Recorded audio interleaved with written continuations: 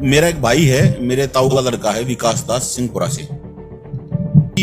भाई के मकान के अंदर पूरे मकान के अंदर मेरे गुरुजी के फोटो लगे हुए थे, संत रामपाल जी महाराज के। तो मैंने वैसे ही बोल दिया कि भाई ये इतने फोटो कैसे लगा रखे हैं, आपके बाबा जी के जाने के बाद आप ही गद्दी पे बैठोगे क्या? तो उसने सब बात बताई मेरे को। जब करोता का झगड़ा हुआ था तब मैं जेल में था, किसी झगड़े के अंदर जेल में गया हुआ था। गुरुजी वैसे अपने करोथा आश्रम के ऊपर जो झगड़ा हुआ था उसके चक्कर में जेल में थे। तो भाई ने बोला कि भाई 1 लाख रुपए की शर्त लगा ले, अगर आप शर्त जीत गए तो आपको 1 लाख रुपए दूंगा, और अगर आप शर्त हार गए तो आपको मेरे गुरुजी से नाम लेना पड़ेगा। कोई एक सबूत ला के दो जिसमें मेरे गुरुजी दोषी हो किसी भी तरह से। तो मेरे को तो 1 लाख रुपए से मतलब था, जो हमने शर्त लगा रखी थी। मेरे को ऐसी कोई बात नहीं थी, कोई मतलब नहीं था किसी चीज से। तो भाई ने मेरे को चेक दे रखा था 1 लाख रुपए का, क्योंकि हमारे यहाँ पे हरियाणा में क्या होता है कि शर्त लग जाती है, शर्त देने के टाइम पे मतलब देता नहीं कोई। तो हमने पहले ही अपना ये किया था कि भाई आपको पैसे देने पड़ेंगे, सबूत में ले आया तो वो 1 लाख रुपए का चेक मेरे को वापस देने का मन नहीं कर रहा था। तो भाई बोला कि भाई आपके घर में कोई बीमारी होगी ना, केवल नाम लेने से ही बीमारी ठीक हो जाएगी। उस टाइम पे बेटा था 1-1.5 साल का। मैंने क्या किया कि भाई उसको गुर्दे नहीं थे, जब वो पैदा हुआ डॉक्टर ने मना कर दिया था कि भाई ये बचेगा नहीं, उसको गुर्दे नहीं थे। तो मैंने सोचा कि भाई ये तो दोनों हाथों में लड्डू हैं। भाई बोला कि अगर बीमारी ठीक नहीं हुई तो 1 लाख रुपए मैं आपको वापस ही दे दूंगा और बीमारी का सारा खर्च भी दूंगा। तो ये तो भाई बहुत अच्छी बात है, या तो 1 लाख रुपए मिलेंगे या परिवार ठीक हो जाएगा। और जो भगतमती थी उसको सांस की दिक्कत थी, सर्दी का थोड़े से भी टाइम एक बार ठंडे पानी के अंदर हाथ लगा दिया तो उसको सांस हो जाता था। मैं बोला भाई पता क्या करना पड़ेगा? तो वो बोला कि नाम ले लो। नाम लेना कौन सी बड़ी बात है, ये तो हम वैसे भी कावड़ लेके आते हैं, वैसे भी बहुत सारी बातें। पहले भी मैं कहीं और से नाम ले रखा था यूपी से। तो 21 अक्टूबर को मैं अपने ससुराल चला गया। वहां पे जाके मैंने खूब शराब पी कि अगले दिन सुबह उठते ही सिर में दर्द था, तो रात को ज्यादा शराब पी ली थी। तो मैंने क्या किया, उसको उतारने के लिए सुबह फिर पी ली। सुबह शराब पी के मैं आश्रम के अंदर गया तो आश्रम में बोले कि भाई कैसे आए?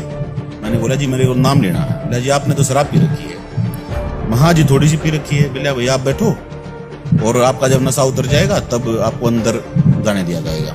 वहां पे अंदर जाने के बाद में मैंने गुरुजी से नाम लिया। नाम लेते ही मतलब जिस तरह कोई सिर से बहुत सारा बोझ होता है ना, बोझ सा उतर गया मेरे सिर से।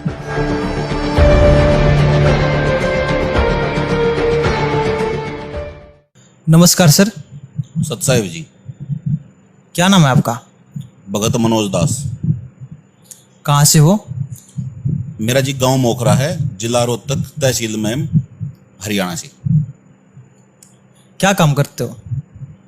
सर मैं पंचगव्य से दवाइयाँ बनाता हूँ अपनी, जिस तरह गाय के गोबर से, गोमूत्र से, दूध, दही, घी से प्रोडक्ट बनाता हूँ अपने घरेलू यूज के लिए, और वो सभी तरह की दवाइयाँ बनाता हूँ। संत रामपाल जी के शरण में आने से पहले आप कौन सी भक्ति करते थे?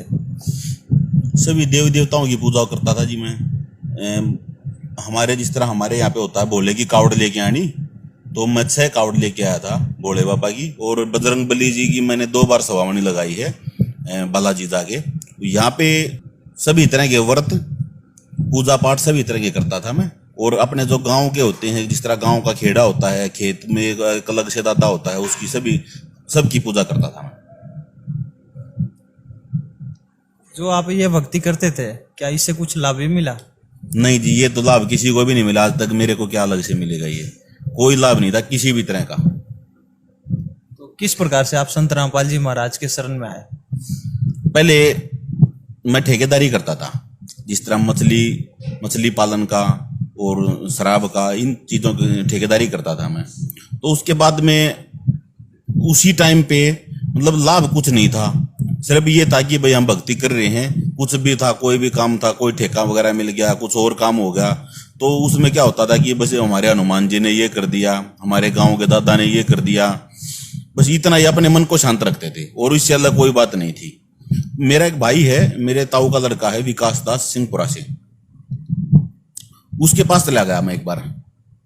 तो वहां पे जाने के बाद में क्या हुआ कि भाई के मकान के अंदर पूरे मकान के अंदर मेरे गुरुजी के फोटो लगे हुए थे, संत रामपाल जी महाराज के।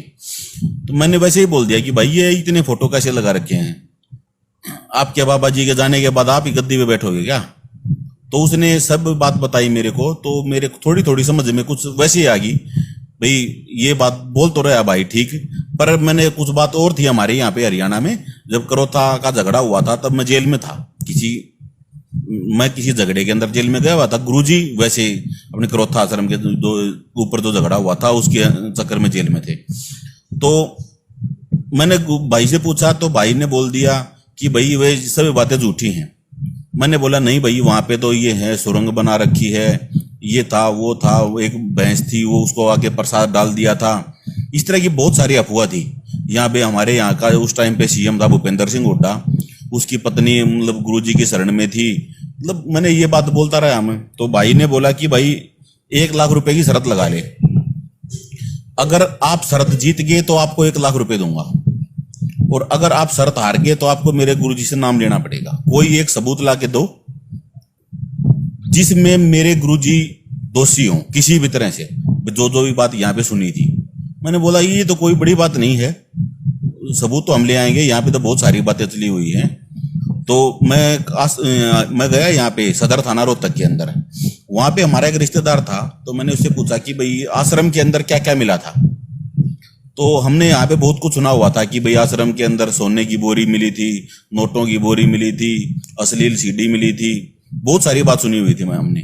तो उन्होंने बताया कि यहाँ पे ऐसी कोई चीज नहीं थी, जो हमने FIR वहां की पढ़ी उस टाइम पे। तो मैंने वैसे पुलिस वालों से वैसे बोल दिया कि वैसे मेरे जानकार थे कि भाई पुलिस ने सभी चीजें खा ली और कुछ थोड़ा बहुत तो छोड़ देते आप नाम मात्र के लिए।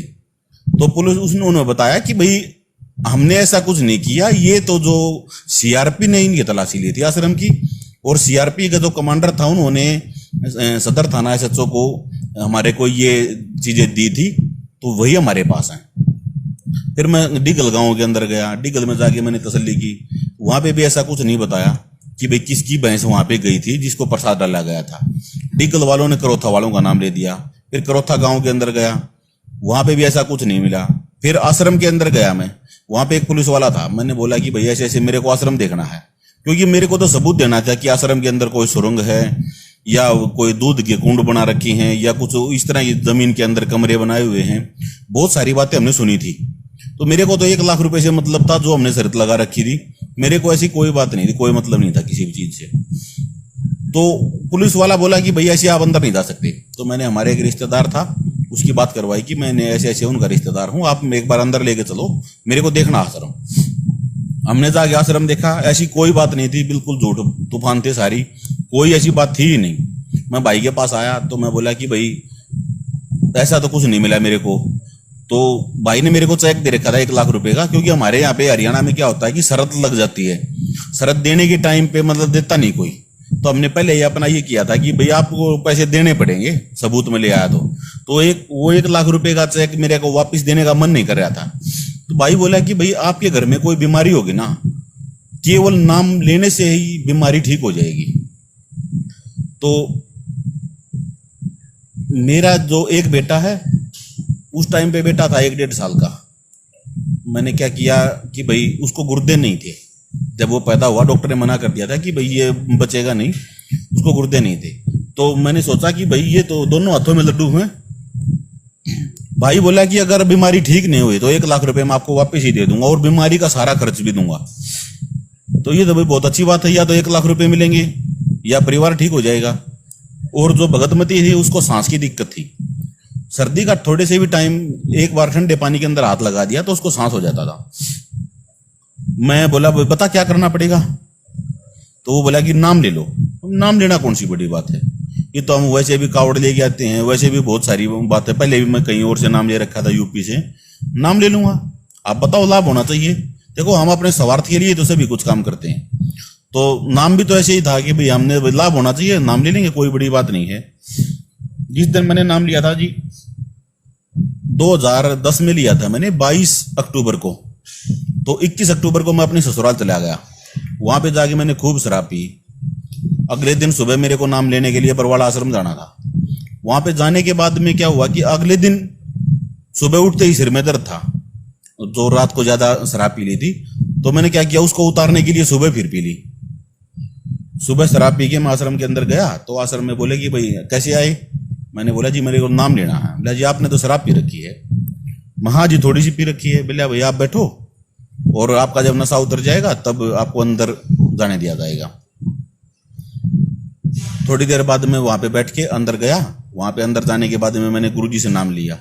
नाम लेते ही मतलब जिस तरह कोई सिर से बहुत सारा बोझ होता है ना, बोझ सा उतर गया मेरे सिर से। तो नाम मेरे को मिला था टेलीविजन के द्वारा। तो थोड़ी देर बाद गुरुजी आ गए अंदर दर्शन के लिए देने के लिए। तो हमने सोचा, मेरी धारणा वही थी भाई जो संत बाबा वाली कि भाई लाल कपड़े होंगे, एक वो होगा धोती कुर्ता होगा और माथे पे तिलक वगैरह होगा। मैंने देखा कि गुरुजी ने सिर्फ एक शर्ट और एक पजामा डाल रखा था। तो एक सिंपल वेशभूषा थी बिल्कुल। उसमें कोई ये नहीं था कि जो हमारे हरियाणा में पहनते वो, ना ढाडी थी, ना मूछे थी, ना सिर पे बाल थी। मैंने सोचा भाई ये तो भाई लेटेस्ट संत है, मतलब ऐसा तो हमने संत आज तक नहीं देखा बिल्कुल भी। तो गुरुजी ने बोला कि बेटा कैसे आए। माँ जी मैं तो ऐसे ऐसे आया हूँ। मैंने बता दिया कि भाई ने बुलाया मेरे को, तो मैं तो भाई के लिए आया हूँ। तो मैं अपनी मिसिज को लेके गया अगले दिन खुद नाम लेने के बाद में। मिसिज को देखा मैंने, सर्दी का टाइम था उस टाइम पे। मैंने देखा कि भाई शाम को मैं बाइक के ऊपर लेके गया मोखरा से बरवाला, लगभग 100 किलोमीटर का रास्ता है। केवल एक सूट होता ना, जो केवल एक कपड़े के अंदर, कि भाई देखेंगे तो भाई गुरुजी के अंदर कितनी शक्ति है। तो वहां पे जाने के बाद में देखा मैंने कि वो बिल्कुल ठीक ठाक थी। सर्दी के अंदर वहां पे गई है, बिल्कुल ठीक ठाक है। हम रात को सो गए। मैंने नाम दिलवाया। सुबह हम टाइम से उठ लिए। मैं बोला मैं सुबह टाइम से चल, सूरज निकलने के बाद में तो सर्दी कम हो जाएगी, दोबारा देखना है कि सांस होता या नहीं होता आपको। दोबारा हम वहां से आए, बिल्कुल ठीक थी, कोई दिक्कत नहीं थी। फिर मैं अगले दिन बेटे को लेके गया। तो बेटा 1 साल का था, लगभग 1-1.5 साल का। मैंने क्या किया, उसको मतलब मुश्किल से आधी रोटी खाता था और हर रोज उसको उल्टी पड़ती थी कि भाई गुर्दे थे नहीं तो पचेगा कैसे। तो डॉक्टर ने भी बोल रखा था। मैंने क्या किया, नाम लेने के बाद में मैंने ये देखा कि भाई एक बार आजमा के तो देखें। मैंने साथ में एक चप्पल रखी और बेटे को डरा के 3 रोटी खिला दी शाम को। पूरी रात आराम से सोया, कोई समस्या नहीं, किसी भी तरह की कोई दिक्कत नहीं थी बेटे को। सुबह फिर उसको डरा के 3 रोटी फिर खिला दी, ना कोई उल्टी पड़ी ना कुछ और हुआ। सुबह फिर आराम से पूरा दिन खेला, कोई दिक्कत नहीं थी। बस जी उस दिन क्या हुआ कि मतलब जितना भी वो हमारे यहाँ पे हरियाणा में एक वो जाट जाती है हमारी, तो जाट वाली जो अकड़ थी वो सारी निकल गई एकदम से बाहर, क्योंकि आज तक ये लाभ हमारे को कहीं पे भी नहीं मिले थे। फिर मैंने गुरुजी को बोला कि गुरुजी मेरा एक ही बेटा है और गुरुजी इसका थोड़ा ध्यान रखो। गुरुजी बोले बेटा ये कोई वैसे बात नहीं है, अगर आप ये नियम जो मैं आपको बताता हूं ये नियम निभाओगे तो आपके बेटे की पूरी जिम्मेवारी मेरी है। तो मेरे को तो ये देखो अपना बेटा चाहिए, उसके लिए मैं पूरा दिन नीचे से ऊपर टांग करके खड़ा रह सकता हूं। तो वो और भक्ति भी बेटे के लिए तो कर रहा था, परिवार के लिए। जब वो ही ठीक हो रहा था मेरे को क्या जरूरत है फिर। मैंने बोला जी आप जो नियम बताओगे उससे 100 नियम तो ज्यादा मैं आपको मतलब जरूर निभा दूंगा। गुरुजी ने नियम बताए कि बेटा ये नहीं करना, ये नशा नहीं करना, ब्राह्मणों के द्वारा बताया गया कोई काम नहीं करना, किसी प्रकार के नशे के अंदर कोई सहयोग नहीं करना। सिर्फ यही थे मोटे मोटे 4-5 नियम। फिल्में वगैरह नहीं देखनी, कोई नाटक वगैरह, कोई मैच नहीं देखना है। 4-5 नियम थे, वो मैंने आसानी से निभाए। किसी भी तरह के नशे में सहयोग नहीं करना, आराम से निभाए। बेटा भी ठीक और पत्नी भी ठीक, सभी ठीक हो गए, कोई दिक्कत नहीं हुई। उस दिन से मेरे को आज लगभग 11 साल हो चुके हैं। मैं अच्छे से नाम गुरुजी के साथ जुड़ा हुआ हूं और सद्भक्ति कर रहा हूं।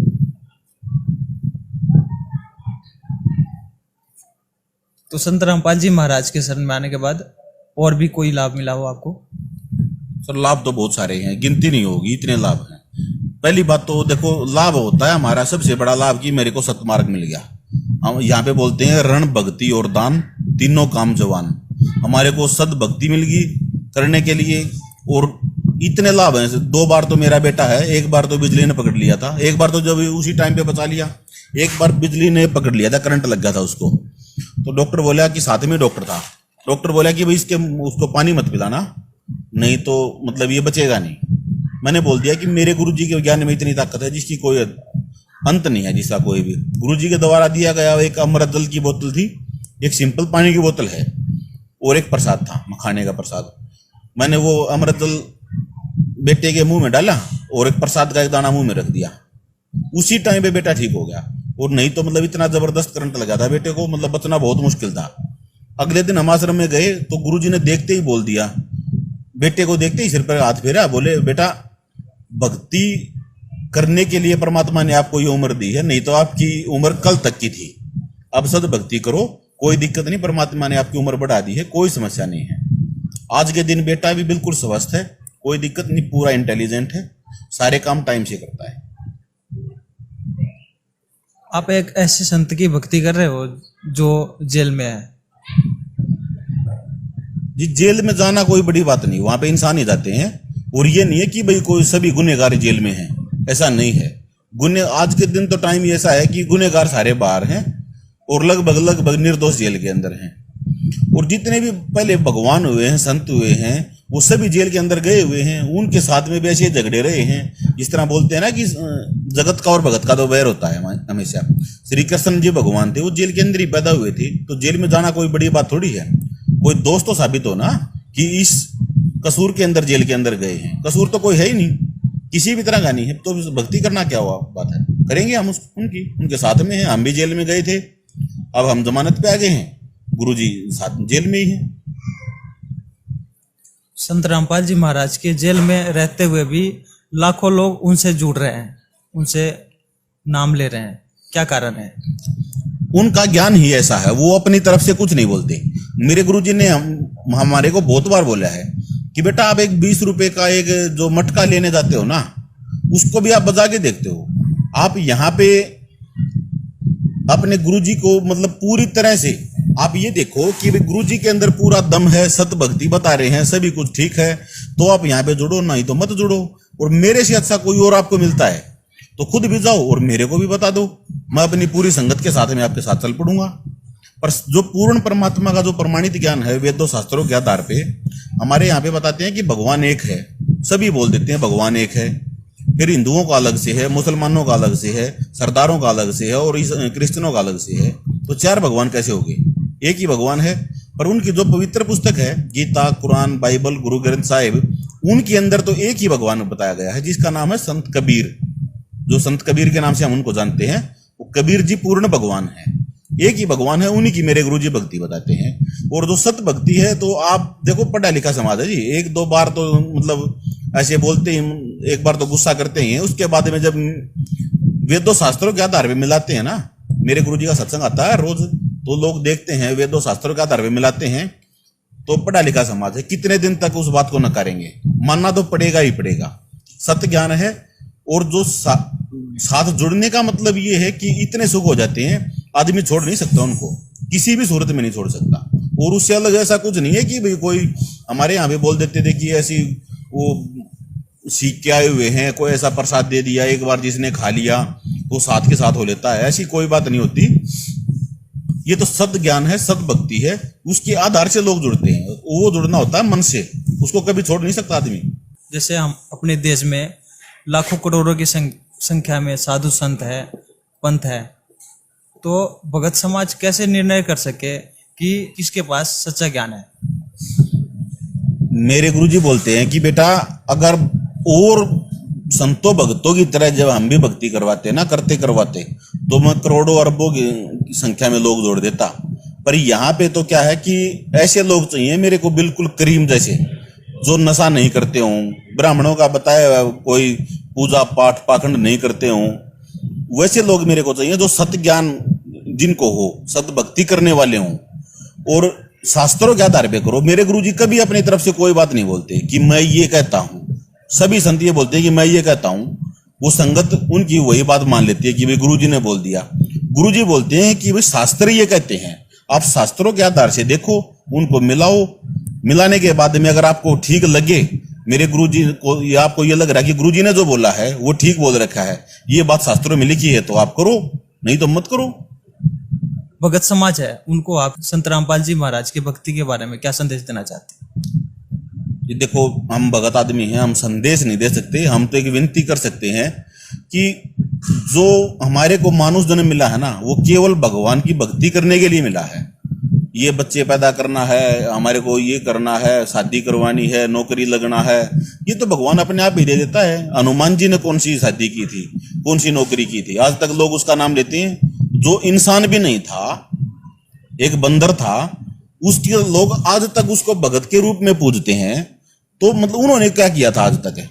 उन्होंने केवल भगवान की भक्ति की। भाई श्री राम जी को उन्होंने भगवान मानना, उसकी भक्ति की, तो आज तक लोग उसको याद करते हैं। हम होली मनाते हैं तो किस लिए मनाते हैं? ये नहीं है कि मेरी भाभी है, मैं उसके ऊपर पानी डालूंगा।